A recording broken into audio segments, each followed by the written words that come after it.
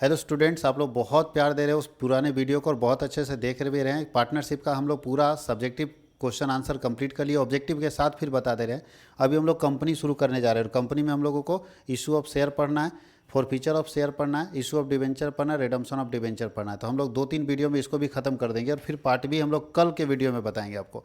कल हम लोग पार्ट बी का वीडियो लेकर आएंगे, आज इसको हम लोग कंप्लीट कर लेंगे 2-3 वीडियो रिकॉर्ड करके। तो यहाँ पे हम लोग पढ़ने वाला है अकाउंटिंग फॉर शेयर कैपिटल, जिसके अंदर इशू फॉरफीचर और रीइशू ऑफ शेयर एक साथ है। इशू फॉरफीचर और रीइशू का क्वेश्चन एक साथ मिलेगा। तो चलिए मल्टीपल चॉइस क्वेश्चन फटाफट हम लोग कंप्लीट करते जा रहे हैं। बोनस अंश जारी किया जाता है, निर्गमित किया जाता है। बोनस शेयर आर इशूड 2024 में लिखा, बोनस शेयर किसको जारी किया जाता है? तो इक्विटी शेयर होल्डर को जारी किया जाता है। Bonus share equity share holder को जारी। शेयर अलॉटमेंट अकाउंट कौन सा अकाउंट है? तो पर्सनल अकाउंट है। Share allotment, share application, share first call, share final call सब पर्सनल अकाउंट है। ठीक है, याद रखिएगा इस चीज़ को। उसी के नीचे प्रार्थिक पूंजी और याचित पूंजी के अंतर को क्या बोलते हैं? तो बोलते हैं the difference between subscribed capital, जितना लोग खरीदा है और जितना हम कॉल किए हैं, इसके बीच के कैपिटल को अनकॉल्ड अप बोलते हैं। ये दोनों नहीं बोलते, अनकॉल्ड अप क्या बोलते हैं? Uncalled up capital. याद रखिएगा, सब्सक्राइब्ड कैपिटल और कॉल्ड अप कैपिटल के बीच के डिफरेंस को अनकॉल्ड अप कैपिटल कहते हैं, अयाचित पूंजी कहते हैं। तो सी इसका सही जवाब होगा।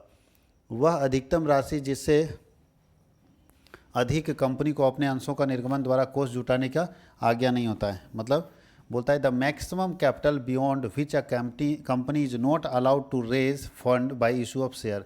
एक कंपनी मार्केट से शेयर बेच के किससे कौन से अमाउंट से ज़्यादा पैसा नहीं ला सकता? तो ऑथराइज्ड कैपिटल से। और कौन से कैपिटल से? ऑथराइज्ड कैपिटल से ज़्यादा कोई भी कंपनी मार्केट से पैसा नहीं ला सकता। Highest capital of the company यही कहलाता है। ठीक है, इनमें से कंपनी की पंजीकृत पूंजी कौन सी है? Which of the following is a registered capital. तो यही ऑथराइज्ड कैपिटल ही रजिस्टर्ड कैपिटल होता है। तो ऑथराइज्ड कैपिटल ही रजिस्टर्ड कैपिटल होगा। देखिए यहाँ पे ऑथराइज्ड कैपिटल लिखा हुआ है सी में, इसका सी में लिखा ऑथराइज्ड कैपिटल और यही रजिस्टर्ड कैपिटल होता है। नहीं दिख रहा है लाइव में? देखिए ऑथराइज्ड कैपिटल ही रजिस्टर्ड कैपिटल होता है, याद रखिएगा। रजिस्टर्ड कैपिटल, नॉमिनल कैपिटल और ऑथराइज्ड कैपिटल तीनों इसी का नाम है। इसी का रजिस्टर्ड, इसी का नॉमिनल, इसी का ऑथराइज्ड कैपिटल है। कंपनी के असधारी क्या होते हैं? तो शेयर होल्डर कंपनी के क्या होते हैं? शेयर होल्डर कंपनी के ऑनर होते हैं। शेयर होल्डर जो है, share holder of a company क्या होते हैं? ऑनर होते हैं, मालिक होते हैं शेयर होल्डर कंपनी के। कंपनी अधिनियम 2013 के अनुसार एक कंपनी निर्गमित कर सकती है। Under the provision of company 2013 company issue क्या कर सकती है? इक्विटी शेयर, प्रेफरेंस शेयर या दोनों? तो कंपनी अधिनियम 2013 के अनुसार एक कंपनी दोनों शेयर जारी कर सकती है, इक्विटी शेयर भी और प्रेफरेंस शेयर भी। ऐसा कहीं भी रिस्ट्रिक्शन नहीं है, तो दोनों शेयर जारी कर सकती है। जब्त किए गए अंशों को पुनर्निर्गमन करने के बाद, जब कोई कंपनी अपने शेयर को फॉरफिट कर लेती है, तो जब्त किए गए शेयर को पुनः निर्गमन करने के बाद जो शेयर फॉरफीचर में अमाउंट बचता है उसको कहाँ ट्रांसफ़र किया जाता है? बोलता है balance of forfeited share account after reissue of forfeited share. Transfer कहाँ करते हैं? तो कैपिटल रिजर्व में करते हैं। कहाँ पे? शेयर फॉरफीचर का जो बचा हुआ बैलेंस होता है उसको कैपिटल रिजर्व में ट्रांसफ़र करते हैं और इसके लिए एंट्री बनाते हैं share forfeiture account debit to capital reserve account. दायित्वों की कुल राशि में कौन सा कैपिटल शामिल होता है? Total amount of liability side includes. Authorise शामिल नहीं होता है, इशूड शामिल नहीं होता, सब्सक्राइब्ड शामिल नहीं होता, पेड अप शामिल होता है। लायबिलिटी साइड में हम लोग जो कैपिटल जोड़ते हैं बैलेंस शीट में वो पेड अप कैपिटल होता है। अगला क्वेश्चन पूछ रहा है शेयर एप्लीकेशन अकाउंट कौन सा अकाउंट है? तो पर्सनल अकाउंट है। शेयर एप्लीकेशन अकाउंट कौन सा अकाउंट है? पर्सनल अकाउंट है। सब 2000 देखिए सब पूछा हुआ क्वेश्चन है एग्जाम में। 2020 में पूछा है अंशों का अधिमूल्य प्रीमियम पर निर्गमन क्या कहलाता है? अगर प्रीमियम पर हम शेयर बेच रहे हैं, premium on issue of share is ah, premium पे अगर हम शेयर बेच रहे हैं तो क्या कहलाएगा?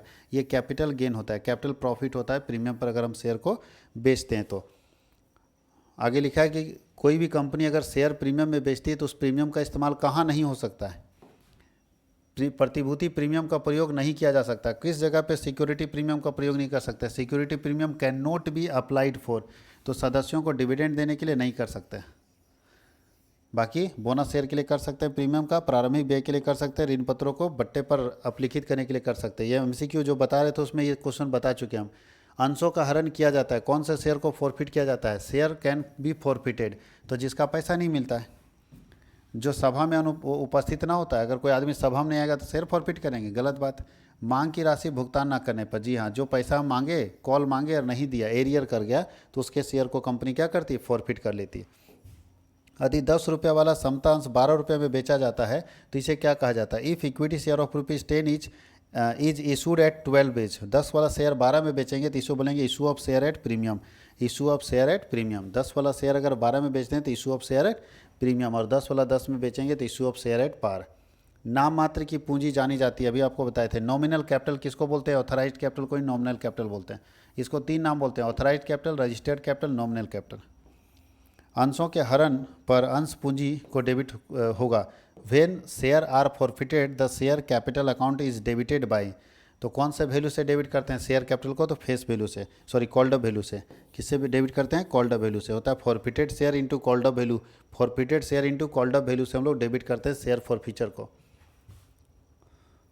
एक कंपनी में सदस्यों का दायित्व क्या होता है? कंपनी में वो the liability of a member in a company, तो मेंबर कोई भी होगा उसका कंपनी में के मेंबर का लायबिलिटी लिमिटेड होता है।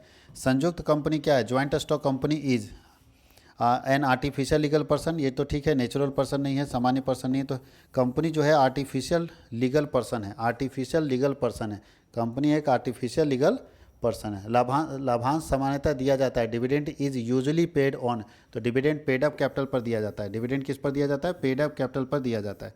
डिविडेंड पेड अप कैपिटल पर दिया जाता है।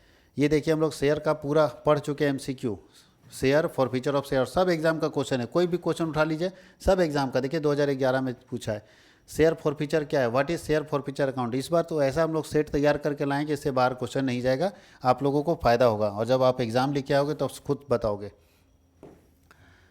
अंश हरण खाता क्या है? What is share forfeiture account. तो शेयर फॉरफीचर ध्यान रखिएगा, जब किसी का कोई शेयर होल्डर कॉल्स या अलॉटमेंट, जब कोई शेयर होल्डर अलॉटमेंट या कॉल्स में से किसी का पेमेंट करने में फेल कर जाता है, राशि नहीं दे पाता है, तो कंपनी उसे 14 दिन का नोटिस भेजती है। अगर वो नोटिस का जवाब नहीं देता है तो कंपनी का बोर्ड ऑफ डायरेक्टर उसके शेयर को कैंसिल कर देता है, छीन लेता है। इसी प्रोसेस को हम लोग बोलते हैं फॉरफीचर ऑफ शेयर। इसी प्रोसेस को हम लोग बोलते हैं forfeiture of share. Forfeiture of share इसी प्रोसेस को हम लोग बोलते हैं, याद रखना इस चीज़ को। अच्छा, आप लोगों को एक बात और जानकारी दे दें कि सारे बच्चे नोट्स के लिए परेशान हैं, तो ये नोट्स फ्री है, इसके लिए कोई चार्ज नहीं है, ये फ्री नोट्स है। और ये फ्री नोट्स हमारे एप्लीकेशन पे मिलेगा, एप्लीकेशन पे मिलेगा, जिसका नाम है commerce world Hazaribagh. Commerce world Hazaribagh, ध्यान रखिएगा। प्ले स्टोर में जाना है, कॉमर्स वर्ल्ड हजारीबाग के नाम से एप्लीकेशन इंस्टॉल कर लेना है। उसमें लॉगिन करना है। लॉगिन करते इसमें 2 ऑप्शन आएगा, login with WhatsApp, another method. तो अनदर मेथड में जाना है, अपना नंबर डालना है, OTP आएगा, OTP सबमिट करना, अपना नाम डालना है, लॉगिन हो जाएगा। जैसे लॉगिन हो जाएगा ना, फ्री नोट्स नीचे दिख रहेगा, थोड़ा सा एकदम स्क्रॉल करके नीचे चले जाएगा तो फ्री स्टडी मटेरियल दिखेगा। फ्री स्टडी मटेरियल, नीचे जाइएगा तो फ्री स्टडी मटेरियल दिखेगा आपको, ठीक है, फ्री स्टडी मटेरियल। और फ्री स्टडी मटेरियल में जाइएगा तो ये वाला सबसे ऊपर में ही दिखेगा, 2025 करके होगा, मॉडल सेट 2025 करके ये PDF वहाँ पे मिल जाएगा। तो उसको आप डाउनलोड कर लीजिएगा और आराम से पढ़िएगा, कोई दिक्कत नहीं। वहाँ पे सारा का सारा मॉडल सेट जो है फ्री में है, तो फ्री स्टडी मटेरियल में ये आपको मिल जाएगा, आप इसको आराम से पढ़ सकते हैं, कोई दिक्कत नहीं है। तो इसको देख लीजिएगा। आगे लिखा है अंशों के समर्पण से आप क्या समझते हैं? Surrender of share. तो ध्यान रखिएगा, कभी कभी क्या होता है कि कंपनी शेयर को छीनती है, छीनने को हम लोग बोलते हैं फॉरफीचर ऑफ शेयर। और कभी कभी क्या होता है कि एक शेयर होल्डर अपना शेयर खुद जाके कैंसिल कर देता है, भैया अपना शेयर रख लो, हमको पैसा दे दो। तो जब कोई शेयर होल्डर अपने से खुद से कंपनी को शेयर वापस कर देता है तो इस प्रोसेस को हम लोग बोलते हैं समर्पण, अंशों का समर्पण, सरेंडर ऑफ शेयर। ध्यान रखिएगा, 2 चीज़ है, एक तो हम आपको भगा दिए, उसको बोलते हैं फॉरफीचर, आपसे फॉरफिट कर लिए शेयर। और एक होता है कि आप खुद छोड़ दिए, लाइए लीजिए अपना शेयर, हमको पैसा दे दीजिए। तो जब शेयर होल्डर खुद से त्याग कर देता है तो उसको बोलते हैं अंशों का समर्पण, सरेंडर ऑफ शेयर। और जब कंपनी उसे छीन लेती है तो उसको बोलते हैं फॉरफीचर ऑफ शेयर, ठीक है। तो वही बात यहाँ लिखा है, किसी अंशधारी द्वारा स्वेच्छा से अपने अंशों को कंपनी के लिए रद्द कर दिया जाए तो उसको हम लोग बोलते हैं surrender of share. Calls in arrear क्या होता है? तो ध्यान दीजिएगा, कॉल अदताचना, calls in arrear. Calls in arrear का मतलब जब कोई शेयर होल्डर अलॉटमेंट या किसी कॉल की राशि का पेमेंट करने में फेल कर जाता है तो उसको कॉल्स इन एरियर बोलते हैं। जब कोई शेयर होल्डर अलॉटमेंट या किसी कॉल की राशि का पेमेंट करने में फेल कर जाता है तो उसे कॉल्स इन एरियर के नाम से हम लोग जानते हैं। अंशों के ओवर सब्सक्रिप्शन से क्या समझते हैं? What is meant by over subscription of share?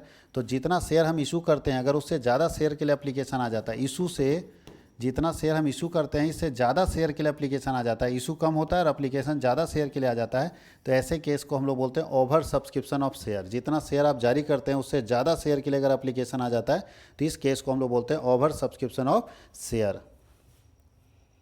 और लिखा है शेयर और अंश और स्टॉक में अंतर बताइए। अंश क्या है और स्टॉक क्या है? एक ही बात है लेकिन थोड़ा सा अंतर है।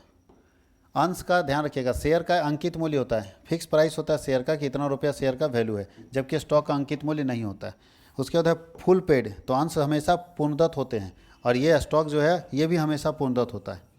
स्टॉक भी हमेशा क्या होता है, सॉरी, शेयर हमेशा फुल पेड होना जरूरी नहीं है, हो सकता है कि पार्टली पेड हो, जैसे 10 रुपये का शेयर है तो 8 रुपया भी हो सकता है, यहाँ गलती हुआ मेरे से, 10 रुपये का शेयर 8 रुपये का भी हो सकता है, यानी पार्टली पेड अप भी हो सकता है। तो शेयर हमेशा फुल पेड होना जरूरी नहीं है, लेकिन स्टॉक हमेशा फुली पेड होगा।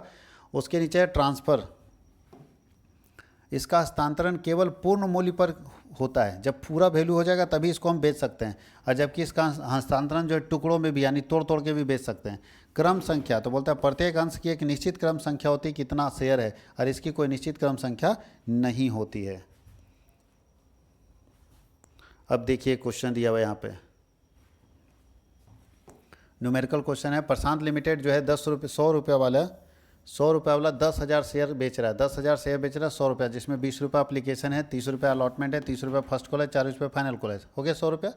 और सभी आचनाएं समय पर प्राप्त होगी। एकदम सिंपल जर्नल आपको बनाना है, इसमें कैशबुक बनाना है। तो कैशबुक बनाना है तो क्या करना है, 4 एंट्री जो बैंक वाला है वो चारों पोस्ट कर देना है। तो कैशबुक का देखिए यहाँ पे लिख दिया है, बना भी दिया है, क्या क्या 4 एंट्री पोस्ट करेंगे बताइए। तो कैशबुक में आपको मालूम है कि 2 share equity share application post कर दिए, equity share allotment, equity share first call, equity share final call, और गुना कर दीजिए 10,000 इंटू कितना है एप्लीकेशन 20, तो 10,000 into 20 2 lakh, 10,000 into 30 allotment 3 lakh, 10,000 into 30 first call 3 lakh, 10,000 into 40 second call 4 lakh, जोड़ देंगे तो 12 लाख, उठा के 12 लाख सीडी और बीडी कर दिए। कहीं कोई दिक्कत है? ध्यान रखिएगा यहाँ पे प्रीमियम है, क्योंकि 100 रुपये का शेयर है, लेकिन आपका 20 रुपया और 30 50 रुपया, 50 30 80 और 4 120 हो गया, इसका मतलब 20 रुपये प्रीमियम है यहाँ पे, ठीक है। यहाँ प्रीमियम कितना है, 20 रुपये का प्रीमियम आ रहा है। तो प्रीमियम हम लोगों को चूँकि कैशबुक बनाना था, इसलिए प्रीमियम पता भी नहीं चला, हम लोग डायरेक्ट जोड़ के लिख दिए। कहीं कोई दिक्कत है? कैशबुक बन सकता है इस तरह के क्वेश्चन में। अब लिखा है कि प्रेफरेंस शेयर और इक्विटी शेयर में क्या अंतर, ये पढ़िए, बहुत अच्छा चीज़ है। प्रेफरेंस शेयर और इक्विटी शेयर में अंतर क्या है, 2024 में पूछा हुआ क्वेश्चन है ये। अब बताइए प्रेफरेंस शेयर और इक्विटी शेयर, तो याद रखिएगा पहला वाला आपका प्रेफरेंस है, दूसरा वाला इक्विटी है। तो सबसे पहले पूर्वाधिकार, तो कंपनी जब समाप्त होती है तो सबसे पहले पूंजी वापस करने का अधिकार किसके पास है, प्रेफरेंस शेयर के पास। कंपनी के समापन पर इन्हें पूंजी पहले मिलेगा, इसको पूंजी देने के बाद पैसा बचेगा तो इक्विटी को पैसा वापस मिलेगा, नहीं बचेगा तो रिटर्न ऑफ कैपिटल नहीं मिलेगा। मताधिकार, वोटिंग अधिकार, तो वोटिंग राइट याद रखिएगा, प्रेफरेंस शेयर के पास नो वोटिंग राइट है, इसके पास यस वोटिंग राइट है, ये सभी मामले में वोट दे सकता है। इसको सबसे पहले रिटर्न होगा कैपिटल, उसके बाद पैसा बचेगा तो इसको मिलेगा, नहीं बचेगा तो नहीं मिलेगा। और वोट देने के मामले में सबसे पहले वोटिंग राइट इक्विटी के पास है और प्रेफरेंस के पास वोटिंग अधिकार है ही नहीं। लाभांश का क्रम, तो ध्यान दीजिएगा, सबसे पहले लाभ कंपनी कमाएगी तो प्रेफरेंस शेयर को मिलेगा। Dividend are given to them before equity share, equity share से पहले इसको डिविडेंड मिलेगा। इसको देने के बाद अगर प्रॉफिट बचेगा तो इसको मिलेगा, नहीं बचेगा तो नहीं मिलेगा। संचालकों की नियुक्ति, जो ये है इनके पास पावर नहीं, प्रेफरेंस शेयर के पास पावर नहीं कि वो डायरेक्टर अपॉइंट करे, लेकिन इक्विटी शेयर के पास पावर है कि वो डायरेक्टर को अपॉइंट कर सकता है। डायरेक्टर को कौन डायरेक्टर होगा ये तय कौन करेगा, इक्विटी शेयर। प्रेफरेंस शेयर इस मामले में कुछ भी नहीं बोल सकता। एक क्वेश्चन है यहाँ पे 2015 में पूछा हुआ है, 10,000 शेयर है, 10 रुपये वाला शेयर है और आपको यहाँ 3 एंट्री करना है, सिंगल एक बार में लमसम पेमेंट है। लमसम मतलब एक ही बार में सारा पैसा मांगा गया। तो 10,000 इंटू 100 अगर करते तो 1 लाख आता है। तो इक्विटी शेयर सम मूल्य पर अगर बेचेगा तो क्या होगा, 10% डिस्काउंट पर बेचेगा तो क्या होगा, और प्रीमियम पर बेचे तो सम मूल्य पर तो सिंपल बनेगा, bank account due to share application. देखिए यहाँ पे bank account due to equity share application allotment, equity share application allotment to equity share capital, 10,000 into entry वही होगा, सेम यही एंट्री छपेगा, खाली थोड़ा सा इसमें जोड़ते जाना है। तो बताइए 10,000 शेयर था और एक शेयर का कितना कीमत था, 10 रुपया। तो 10,000 इंटू 10 करेंगे 1 लाख, तो ये दोनों एंट्री हो गया। अब यहाँ बोल रहा है डिस्काउंट पर है, तो डिस्काउंट में क्या करेंगे, ये सेम देखो यहाँ पे छापे, खाली डिस्काउंट को यहाँ पे डेबिट कर दिया, देख लो डिस्काउंट यहाँ पे डेबिट है, बाकी सेम छपा ऊपर से। अब यहाँ पे अमाउंट कैसे लिखेंगे, तो अमाउंट ध्यान दीजिएगा कैसे लिखेंगे। सो अमाउंट यहाँ पे ध्यान दीजिएगा कैसे लिखेंगे। हमारे पास कितना शेयर था, 1 लाख, एक शेयर का दाम कितना था मेरा, 10 रुपया। अब डिस्काउंट है यहाँ पे, तो डिस्काउंट कितना परसेंट है, तो 10% डिस्काउंट है। तो बताइए 10 रुपया का फेस वैल्यू है एक शेयर का, 10 रुपये का फेस वैल्यू है और 10% डिस्काउंट है। तो 1 लाख रुपये का 10% कितना होता है, यहाँ पे सबसे पहले इक्विटी शेयर कैपिटल में 1 लाख लिखे, उसका 10% डिस्काउंट है। तो 10% कितना आता है, 1 लाख का 10%, 10,000 डिस्काउंट, तो मिलेगा कितना, 90,000। तो 1 लाख में 10,000 डिस्काउंट निकल गया ना, तो 1 लाख में 10,000 माइनस के 90,000, यही 90,000 यहाँ लिख दिए। अब प्रीमियम वाला में सेम एंट्री छपेगा, खाली यहाँ पे सिक्योरिटी प्रीमियम क्रेडिट में जाएगा। देखिए इसे में यहाँ सिक्योरिटी प्रीमियम क्रेडिट में चला गया। तो सबसे पहले इक्विटी शेयर कैपिटल 1 लाख लिखिए, ये गलत लिखा गया, यहाँ पे नहीं होना चाहिए, 1 लाख यहाँ होना चाहिए। इक्विटी शेयर कैपिटल 1 लाख लिखे, इसका 20% प्रीमियम है, तो 1 लाख का 20% 20,000 निकल गया, फिर दोनों जोड़ के यहाँ 1,20,000, वही वाला 1,20,000 1,20,000 बन जाना चाहिए। देख लीजिए,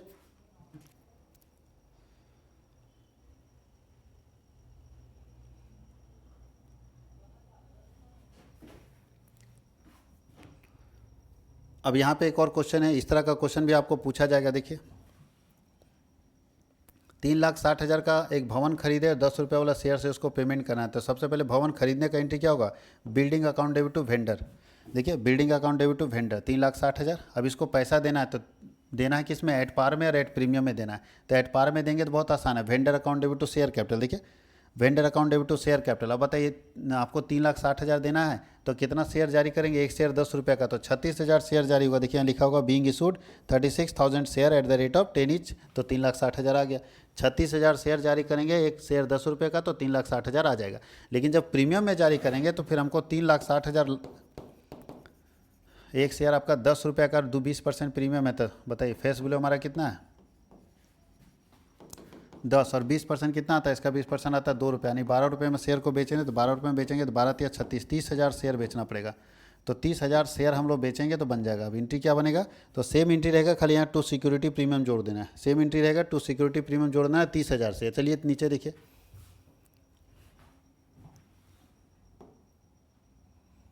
अब यहाँ देखिए सेम एंट्री छापा, vendor account debit share capital to security premium जोड़ दिया। अब कैसे लिखेंगे, तो अभी 30,000 शेयर मेरा निकला था ना, तो 30,000 शेयर इंटू 10 रुपये, तो 3 लाख आ गया। उसके बाद 30,000 शेयर इंटू 20% यानी 2 रुपया, 2 रुपया प्रीमियम था, 60,000 आ गया, दोनों जोड़ के 3,60,000 कर देंगे, कहानी खत्म। डेबिट और क्रेडिट क्या हो गया, बराबर आ गया।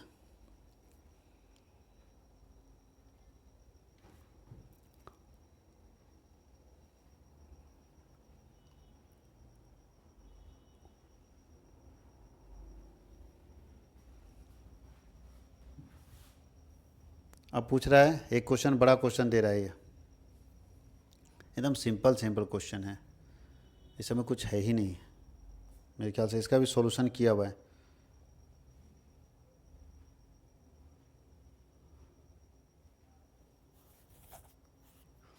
चलिए क्वेश्चन देख लेते हैं लॉन्ग में, बड़ा अच्छा क्वेश्चन है। चलिए इसको आसानी समझ लीजिए पहले, क्वेश्चन टफ नहीं है, आसान क्वेश्चन है।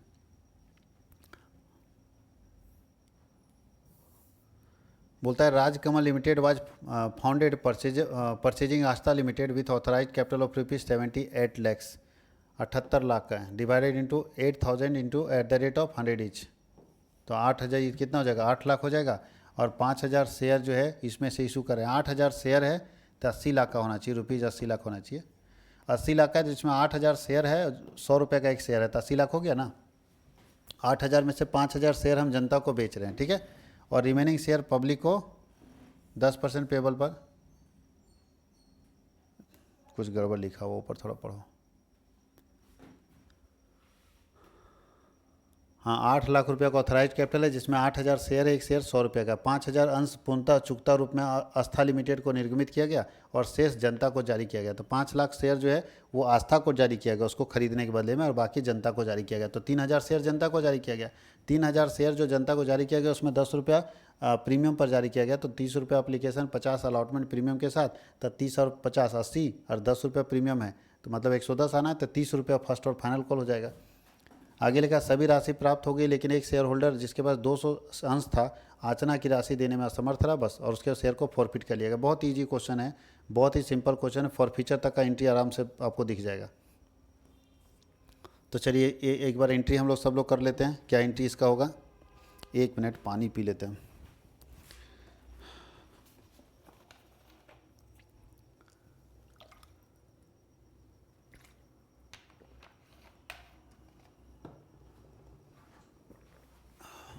चलिए देखिए ऊपर क्वेश्चन याद है, क्वेश्चन ये था, कंपनी के पास 8,000 शेयर था, 8,000 शेयर है, एक शेयर 10 रुपये का, 100 रुपये का है, यानी टोटल मिला के 8 लाख रुपया था कंपनी के पास, ठीक है। तो उसमें से कंपनी क्या किया, 5,000 शेयर जो है आस्था लिमिटेड को दिया है, उससे कुछ खरीदा होगा, और 3,000 शेयर पब्लिक को जारी किया। ये 3,000 पब्लिक को जारी किया, और पब्लिक को जो जारी किया है 10 रुपये का, वो प्रीमियम में जारी किया है, एट प्रीमियम, सॉरी 100 रुपये का प्रीमियम में जारी किया है। ठीक है, तो चलिए पहले इसका 5,000 का निपट लेते हैं। तो लिखिए sundry asset to Aastha limited, 5,000 into 100 करेंगे तो कितना आ जाएगा, 5 लाख। 5 लाख इसको शेयर देना है, तो Aastha limited account debit to share capital 5 lakh. 5 lakh, कहानी खत्म। अब इसका कहानी खत्म हो गया। अब 3,000 शेयर जो है वो बेचेंगे हम लोग अप्लीकेशन अलॉटमेंट करके। तो 3,000 इंटू अप्लीकेशन मनी तो होगा bank account debit to share application 3,000 into 30। तो 3,000 इंटू 30 90,000। 90,000 यहाँ भी 90,000। 90,000 एरियर यहाँ नहीं हुआ है, एरियर हुआ है फर्स्ट कॉलम में। दूसरा हो गया शेयर अलॉटमेंट का, क्या होगा, share allotment to share capital to security premium. Security premium हमारा 30,000, 1,20,000 दोनों जोड़ देंगे तो 1,50,000। रिसीव में भी 1,50,000 हमारा हुआ है, कोई दिक्कत नहीं। यहाँ पे एरियर हुआ ही नहीं, एरियर हुआ है फर्स्ट और फाइनल कॉल में। तो फर्स्ट और फाइनल कॉल में क्या होगा, यहाँ देखिए शेयर फर्स्ट और final call account debit to share capital, ये एंट्री हो गया 90,000। 90,000, लेकिन यहाँ पे एरियर हुआ कितने शेयर का, 100 शेयर का, सॉरी 200 शेयर का। तो 200 शेयर का कितना एरियर होगा बताइए। तो bank account debit to share first और फाइनल कॉल 84,000 कैसे है, तो 200 शेयर करके 30 रुपया, तो 6,000 रुपया हमको नहीं मिला। तो 90,000 में अगर 6,000 नहीं मिला तो 84,000 मिला, और यही 6,000 जो नहीं मिला इसको हम फॉरफिट कर रहे हैं। तो एंट्री बनेगा शेयर कैपिटल अकाउंट डेबिट। कैसे एंट्री करेंगे, तो 200 शेयर फॉरफिट करें, एक शेयर हमारा 100 रुपये का था, तो 200 इंटू 100 कर देते हैं तो 20,000 आ जाता है। उसमें से कितना नहीं मिला, 6,000 नहीं मिला, तो बाकी 14,000 फॉरफीचर में चला गया। और इसके रीइशू के बारे में कोई जानकारी नहीं है, इसके रीइशू के बारे में कहीं कोई जानकारी नहीं है, तो आराम से हम लोग फॉरफिट कर लेंगे।